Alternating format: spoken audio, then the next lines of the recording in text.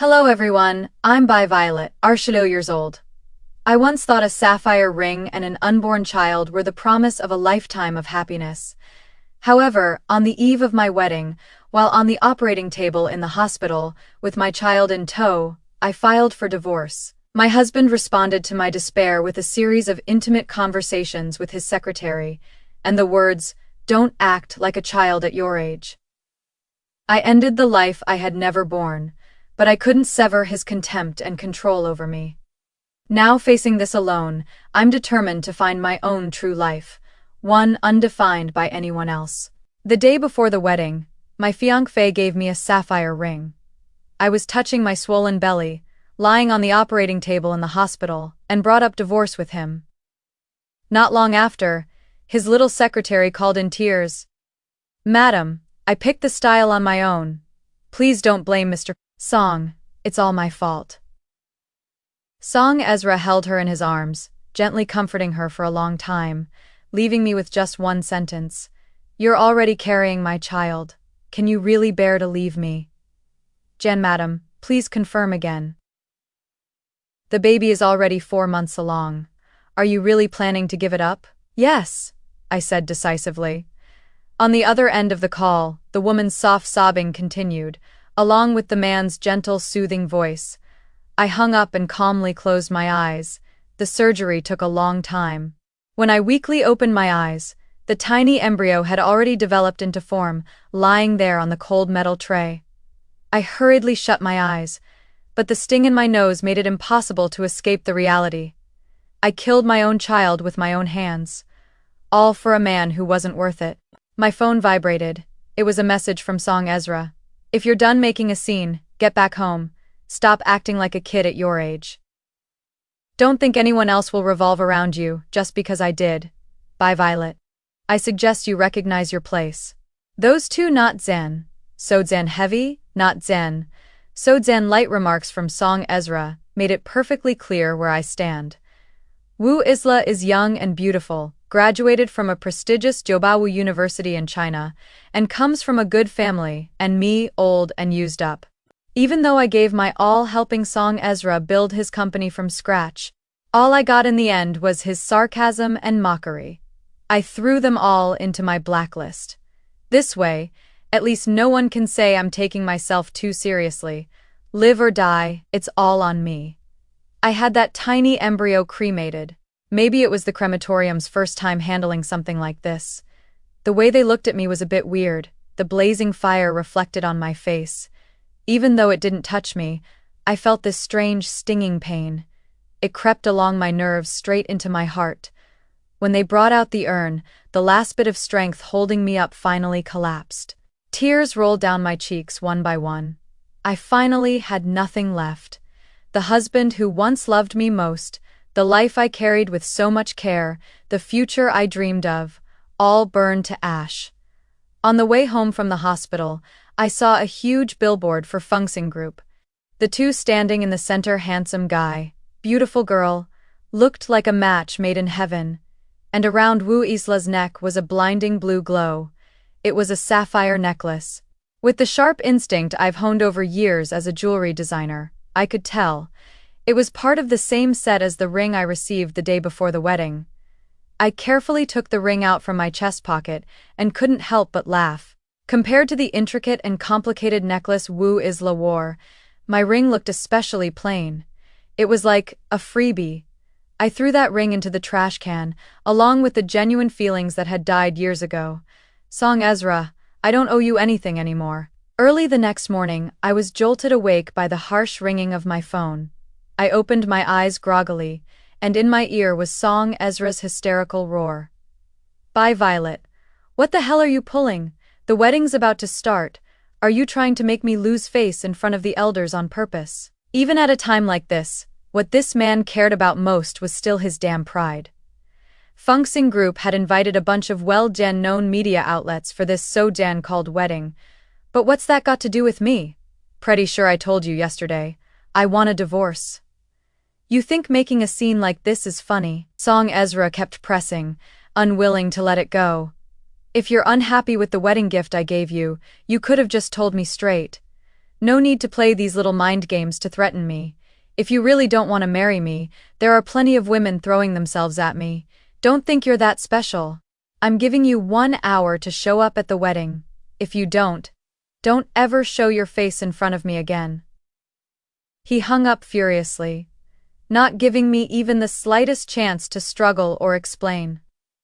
I held my phone in a daze, remembering that once Hyde's spirited young man. Under the sun, he held my hand and gently said, "Violet, for the rest of my life, you're the only one in my world. You, and only you." Snapping back from memory to reality. Now, Song Ezra only says I'm dispensable. I think we should make a more formal break. I put on exquisite makeup and arrived at the hotel where we got engaged, right on time. The moment I got out of the car, a swarm of media reporters rushed toward me. "Mr. Song, today is your and President Song's big day. How do you feel? We heard you two have been childhood sweethearts for years. Does President Song still love you the way he did back then?" I had no interest in answering the reporter's roundabout gossip, because I overheard someone besides Song Ezra joking. President Song really knows how to handle his wife. One phone call, and she came obediently, didn't she? And Song Ezra for once smugly responded, "Women are just like that. As long as you don't spoil them, they'll fall in line." However, the moment he saw me, his gaze instantly returned to being cold and distant. "You still know to come back. Don't think being pregnant means you can do whatever you want. Let me tell you, without me, Bye Violet is nothing." I didn't say a word, just looked straight at him, head held high.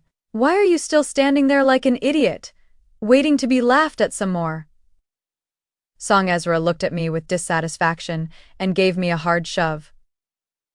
I didn't even have time to react, and just like that, under everyone's watchful eyes, I was slammed to the ground. A sharp pain shot through my joints, and I let out a pained groan. But Song Ezra just gave me a cold glance. "Quit pretending, get up already, stop embarrassing yourself here." I forced a pale smile and got up from the ground on my own. But before I could fix my skirt, another accident happened. I was knocked over again by someone else. Wu Isla, carrying a bunch of large gift bags, fell to the ground with me.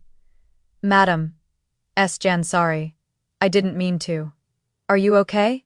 Wu Isla put on a pitiful little Dan bunny expression and asked me in a fake Dan concerned tone.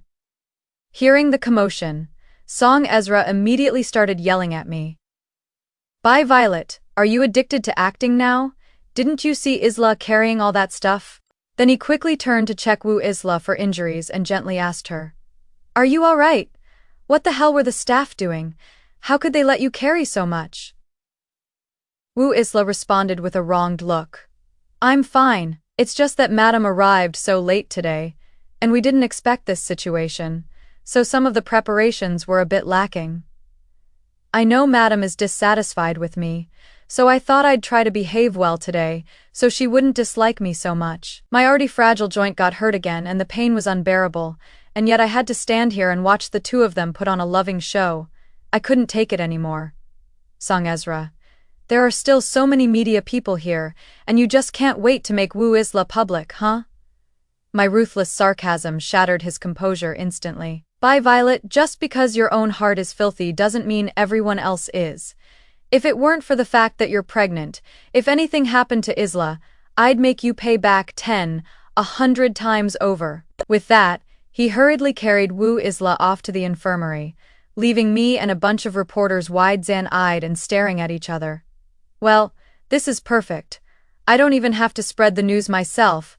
Tomorrow's paper will probably have the headline "Song Couple's Marriage Falling Apart." I steadied myself and gave the media a smile that didn't look too pathetic.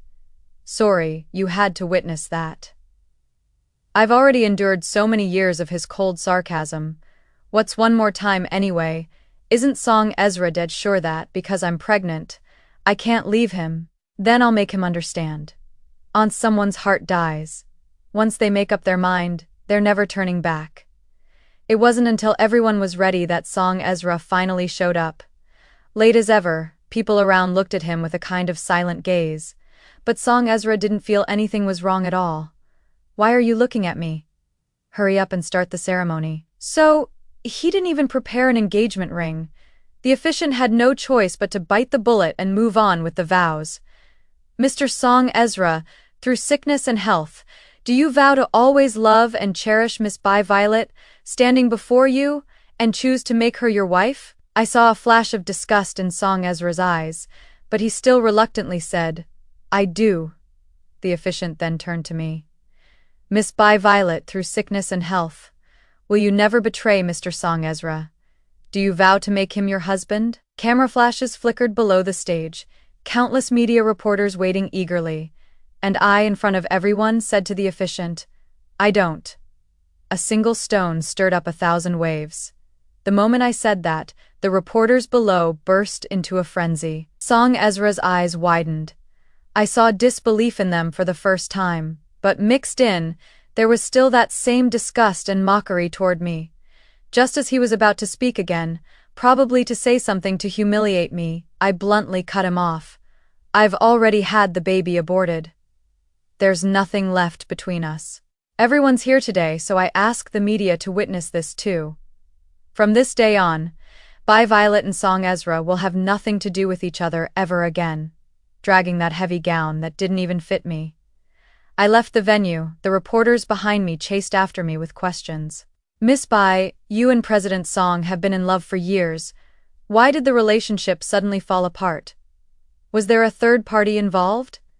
Miss Bai, could you please respond to the question directly? Maybe it was the lingering emotions from all these years that made me stop in my tracks again. Between us, it's just that we've been together too long and got sick of each other. As for a third party, I really don't know. I just hope he and I can both let each other go." Song Ezra, this is the last bit of dignity I'm giving you. I saw Song Ezra finally realize and chase after the reporters, and it was laughable.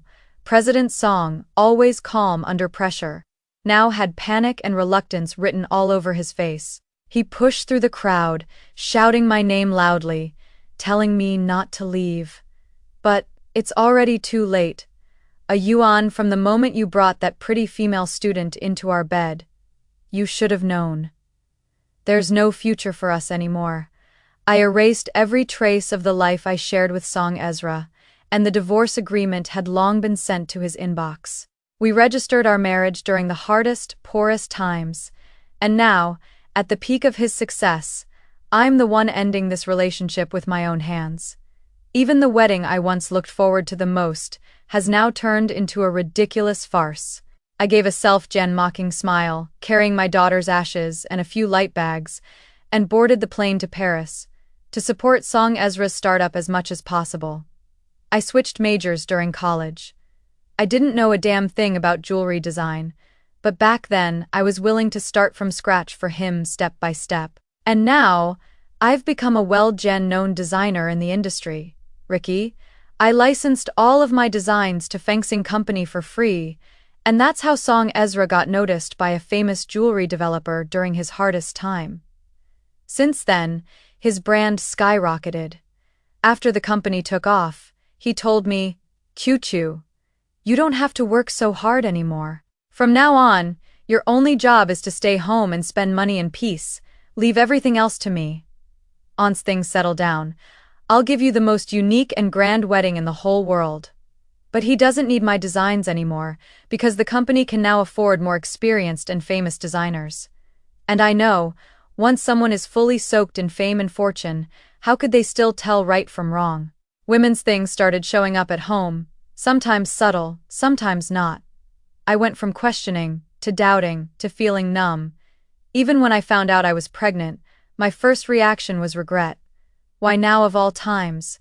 Every time Song Ezra would just brush it off with a casual, "I'll change next time." And I kept getting trapped in those vague, empty promises of his. Until he gave me that necklace.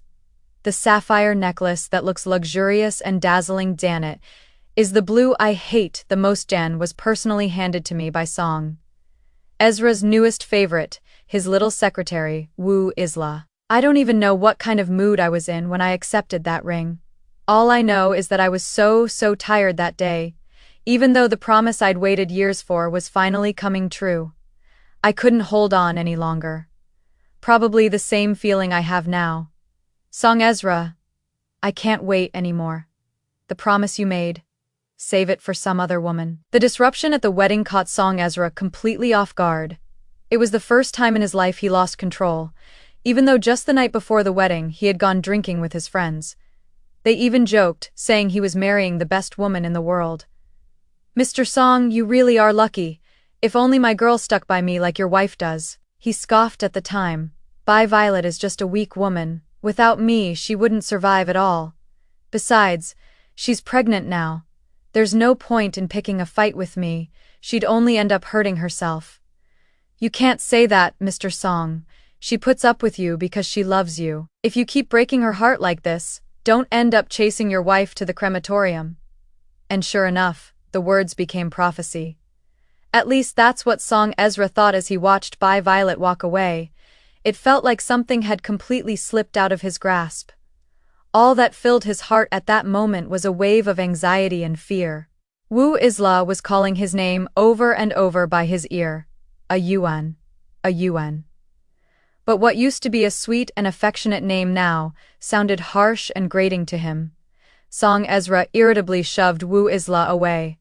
Who gave you permission to call me that? The woman, pushed to the ground, immediately burst into tears, like a rain-soaked pear blossom. A Yuan, what's wrong with you? His eyes bloodshot. He roared. No one but Violet is allowed to call me that. He rushed home, only to find that everything was already gone, completely empty. Only two glaring documents sat on the coffee table in the living room. One was a divorce agreement, and the other, Violet's abortion certificate. How could she really go through with it and abort the baby? Song Ezra collapsed on the ground in despair. Swallowing back his regretful tears, he knew that the one who used to gently comfort him was now gone forever. He had long taken Violet's presence for granted and completely forgotten the vital role she played in his life. Just how much of a fae was he, to keep hurting her, tormenting her, for 3 whole years? He made a call to Violet. The phone rang for a long time before it was finally picked up. He immediately asked with a hint of hope in his voice, "Hello, Violet. Who is this?" A strange middle-aged man's voice yanked Song Ezra back to reality. Who are you? Where's Violet? A bad feeling rose in his heart. Who is Violet? I just changed to this number. Maybe you're talking about the previous owner. Song Ezra didn't even remember how he hung up the call. He just gripped the phone and knelt on the carpet like a statue. The company and media were in total chaos. People kept calling him one after another. But he just didn't feel like picking up because his Violet was never coming back. The night view in Paris is beautiful, and the landlord's family are really kind people. It's just that I'm new here, and I still have a lot of trouble communicating. If I didn't say anything, probably no one would guess that this student who looks their age is actually a divorced old woman. Didn't expect that after half a lifetime I'd still only be 25 here. I go by the name Ricky and started working as a designer again. Only now, I design clothes instead of jewelry. I dream about designing the perfect wedding dress for myself. But thinking back on my own wedding, it was so rushed and short. Song Ezra didn't even take me to pick out the dress. Even the wedding outfit was tried on by Wu Isla instead of me. I still remember that day. The media even broke the gossip that the chairman of Fengsing Group was marrying his secretary. Yeah, I was with Song Ezra for 8 years, and he never acknowledged me publicly. I sat in front of the floor, dan-to-dan ceiling window, my thoughts drifting away. The evening glow lit me up as I finished the last stroke of my sketch. I guess I'll never get the chance to wear this wedding dress again. Why not? A handsome man stood in front of me, blocking my sunlight. I was slightly stunned, then gave an awkward smile. Just feeling sentimental, that is all. Marriage doesn't mean that much to me anymore. Jaffe naturally pulled out the stool next to me and sat down, quietly admiring the wedding dress I drew. He is my landlady's son, and coincidentally, also studies at the Paris College of Art, I just found out. He is actually Chinese, and even speaks Mandarin. Guys his age are always curious about everything. Why give up wearing the wedding dress you love, just because of some heartless guy? It is precisely because I've been hurt before that I need to chase my true happiness even more. He said those words seriously and earnestly, which made me burst out laughing. Looks like you haven't been slapped around by life yet. Get dumped a few times, then you'll get it. I teased him. But Jaffe didn't get mad. He's the famously good, Dan-looking guy at school. People lining up to date him could stretch from Paris to Cambridge. Ricky, you know when a kitten gets pissed, it'll scratch people. I looked into his clear eyes, unsure of what he was trying to say. Right now, you're like an angry little puffed Dan-up kitten trying to defend yourself. He laughed, and I pretended to get annoyed and stood up. I'm way older than you. You're only 2 years older than me, just a heartbroken little kitty with some wounds. He kept teasing me, but I spoke to him seriously. Jaffe, I've been divorced, and I was pregnant once. I didn't look at those sparkling eyes of his, because I felt guilty. I really couldn't bear to let my broken soul taint such a pure one. We're not right for each other. But Jaffe didn't say anything for a long time. I let out a barely noticeable sigh. As expected, being direct really does make rejection easier. So what? Jaffe suddenly dropped that line out of nowhere. I doubted my ears a little. What? Just because some jerk got you pregnant and divorced you, I'm not allowed to like you, Ricky. Jaffe stood up, wrapped me up in his arms in front of the floor-to-dan ceiling window, and cornered me for an answer. I lowered my head, a little embarrassed. I'm not good enough for you, Jaffe. Right after I said that, I felt a warm touch on my forehead. Ricky, don't say that. You're the most wonderful girl I've ever met. And just like that, almost like something took over me, I ended up with Jaffe. Arsha Woodzan years old, at the weakest point in her life, met the one she most wanted to protect, and fell into a schoolyard romance. Only then did I realize love could be this romantic. Every day after class, Jaffe would wait at my classroom door, then grab my hand and take me to our favorite spot near the school gate for dinner. On weekends, I go out for part-time work, and Jaffe won't bother me without asking because he knows I need my own personal space. But aside from that, Jaffe is really clingy. So us dating was something we couldn't hide from the landlord couple at all. Every time Mrs. Louis looked at me, it was like she wanted to say something but held back, until one time when I was sneaking out to go on a date with Jaffe, she finally dropped a hint. Well, Ricky, when you're out having fun, remember to keep things in moderation. My face instantly flushed red. But Jaffe casually said, Mom, what are you talking about? I'm just going to a tutoring session with Ricky. Tutoring. I looked at him a little suspiciously. Is this some sketchy private lesson from teacher Jaffe or what? You're the only student. He playfully winked at me. I knew I was completely done for with this guy in this lifetime, but happy and peaceful times are always short and lived, and soon I ran into my first real life headache. Money. Even though Jaffe told me not to worry about it, I still told him seriously, Jaffe, I want us to be in an equal and independent relationship, not one where I rely on you. Jaffe didn't say anything, just nodded silently. I remembered that back home I used to be the chief designer at Function Group, and I still had a few draft pieces left. I wondered if anyone in Paris would be interested in them now. I sold those draft pieces. Unexpectedly, the boss I made the deal with really appreciated my talent, and even wanted to hire me as their long-term jewelry designer. I politely declined, saying I no longer worked in jewelry design, but after he heard I was studying fashion design now, he showed even more interest in me. He handed me a business card, saying if I ever needed a job in the future, I could reach out to him. I briefly resolved my financial crisis, finally able to breathe a sigh of relief. But when I flipped through those old drafts, I felt a little dazed again. One of them was an engagement ring I personally designed, for me and Song Ezra. But now, for the sake of making a living, I had to erase this beautiful memory from my life forever.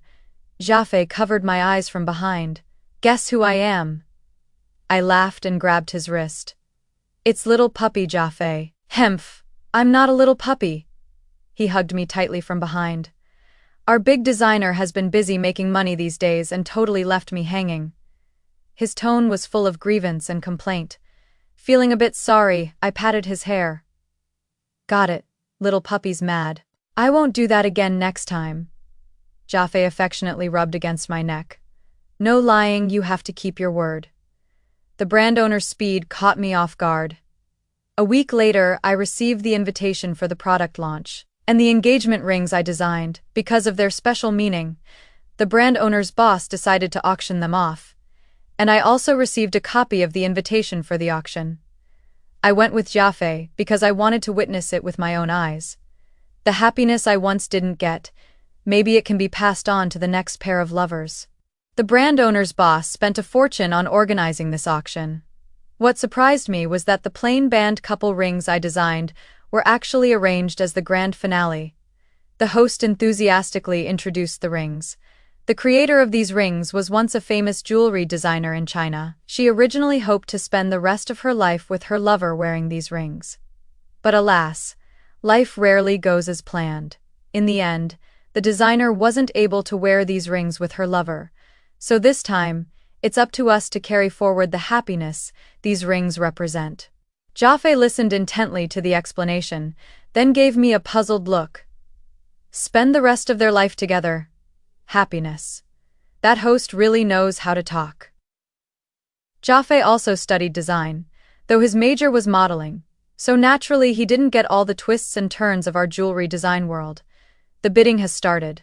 Starting at Liang Lion, but the price kept climbing higher and higher. After all, everyone wants a good omen for their future happiness. 400,000, 600,000, 800,000.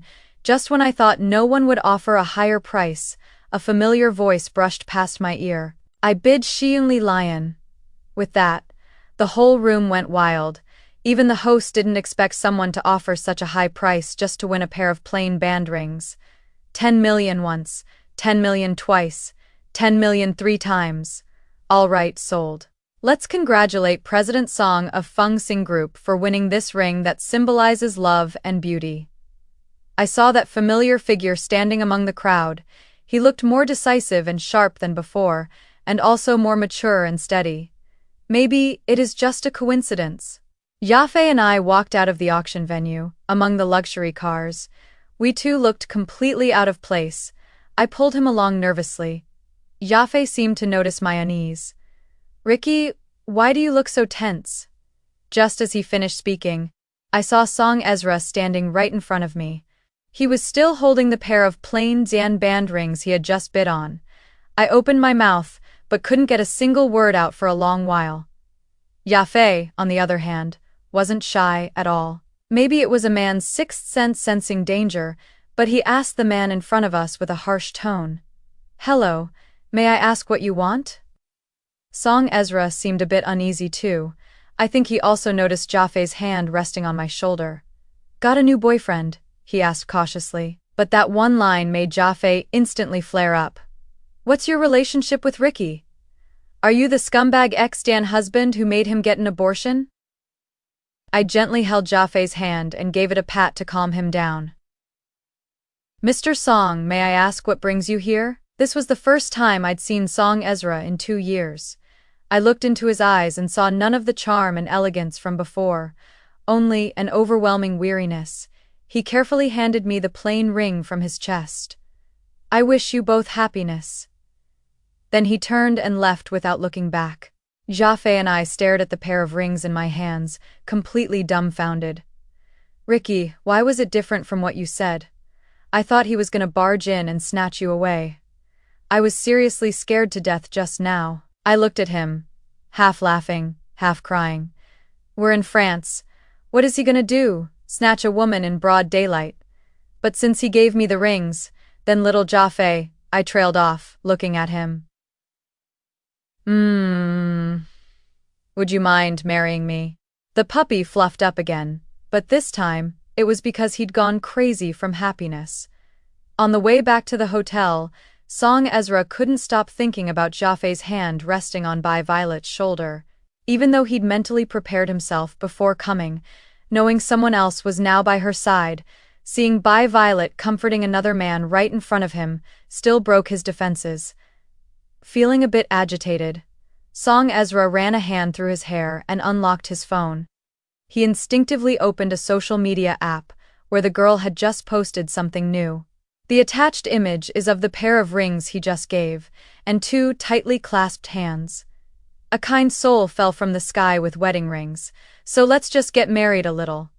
This blissful image is a bit glaring, and between the lines there is an unmistakable cheer and excitement. Song Ezra suddenly felt a bit of regret, but he was powerless. In the 2 years since Violet left, he tried everything to find any clue about her. The brand owner of this auction released a preview of the items a week ago, and he instantly recognized Ricky's design style. Song Ezra thought, if Violet could forgive him, he would spare no cost to win that pair of rings and propose to her. But when he saw Jiafei next to Bi Violet, he finally realized that the current him no longer deserved that bright and wonderful version of her. He had already hurt Violet too much. The only thing he could give back was that pair of rings full of happiness, hope, and beauty. Give them back to her so she could be with the one she truly loved. President Song, Secretary Wu called again. The assistant asked a bit cautiously. But clearly, the man already in a foul mood was now even gloomier. Didn't she already get kicked out of the company? Why are we still calling her a secretary this and secretary that? From now on, block every single call related to that woman. Yes, sir, the assistant replied nervously. Ever since that wedding 2 years ago, the CEO hasn't had any other woman by his side. People used to think the wife meant nothing to him, but now that she has really left him and is with another man, President Song is totally falling apart. Figures. For men, the best ones are always the ones they can't have or have already lost. The assistant was silently grumbling inside, but still asked, so, are we heading back to the hotel now? Nope, straight to the airport. Book me the earliest flight back home. Hearing this, the assistant nearly blacked out again. It was President Song, who insisted on coming all the way to France for this auction, and now it's also him who's fuming and wants to go right back. Making money's hard, eating shit's harder. I met Bi Violet when I was in high school. I've always thought highly of myself, even to the point of arrogance. But thanks to this handsome face, girls kept throwing themselves at me. But I really couldn't stand any of them, except Bi Violet. She was a year younger than me, a junior. But the moment I laid eyes on her, I fell head over heels. Her eyes were so clear, so pure, and when she smiled, there were 2 cute dimples on her cheeks. But I knew dating in high school could mess up your grades, so I just treated that feeling as a simple crush. What I didn't expect was how fate brought us together. We ended up at the same university. I started paying attention to her, consciously or not, watching her, trying to create all sorts of chances encounters. Just as I expected, no one can resist a golden boy. Bi Violet fell for me and got together with me. But I'm not like the usual guys who enjoy romantic dates. Most of the time, being with me is just boring and dull. But Bi Violet doesn't think so. She believes I'm the most amazing, most perfect person in the world. So when I told her I wanted to start my own business and launch a jewelry design company, she immediately switched her major. I was both pissed off and amused at the time, because that meant I'd have to be responsible for her for life, which honestly felt like moral blackmail to me. But Bi Violet was really great, really pure. So back in college, I could genuinely feel that I was happy. But once I actually started the business, everything changed. I was constantly running around for social obligations, and every day I'd come home dead tired like a dog and just crash. Meanwhile, Bi Violet stayed at home every day, just working on her line sketches. I admit she contributed a lot to getting my company listed. It was her unique designs that landed us the first investment. But so what? With such a stark contrast, all I could feel was that everything I worked for was pointless. I started blaming everything on her, and at some point, I began frequenting brothels and clubs. Thanks to my pretty face, women were lining up to throw themselves at me. Bi Violet didn't say anything. She didn't even dare to, because I know, only by clinging to me can she barely keep herself alive. Without me, her so-called Ricky designer status means absolutely nothing. That night, I was out at a social event. Bi Violet called to tell me that she was pregnant. My first reaction was she trying to use the baby to force me to come home? But what she said next softened me a bit. A yuan, if you don't want it, we can abort it. For a moment, I felt a flicker of heartache, but it quickly disappeared. I brushed her off casually. Then rest well, I'm still busy. And I hung up right after a long time, my guilt suddenly kicked in. I remembered I still owed Bai Violet a wedding, and then I couldn't help but think, if Bai Violet found out, she'd probably be over the moon, huh? But I was wrong, dead wrong. The new secretary we hired was totally my type, emotionally intelligent, and knew how to sweet talk me. I hadn't been home for a whole week when Bai Violet called to say she wanted a divorce. I was in bed, tangled up with Wu Isla. That girl's eyes reminded me of the old Bai Violet, innocent, pure. I wasn't even listening to her words. My mind and body were all on Wu Isla. Later, I found out she went and got the abortion that night. When I heard the news, my whole body started shaking. I couldn't believe what a messed up thing I had done. I personally killed my own child and destroyed my happiness. I searched the whole world for Bai Violet, but she changed her number and didn't leave me even a shadow. Everything's gone. Fear pierced my soul. It was only then I realized, without Bai Violet, the one who can't survive is me. The media were wildly reporting on the breakdown of the Song couple's marriage, and I tried everything to suppress the news. I couldn't bear to see any of it. Every time I saw it, I thought of that day at the wedding when I picked up Wu Isla and left Violet lying on the ground alone. How the hell did I turn out to be such a piece of shit? I finally started to repent. I threw myself into work, expanding the market, expanding and expanding more. Just so that one day I might catch a glimpse of her by chance. And I did it. But she doesn't want me anymore. The young guy by her side is all about her for her. He'd even go against the whole world. I finally understood, the moon I once held up with my own hands, if she wants, can light up anyone. And me, I'm not worthy.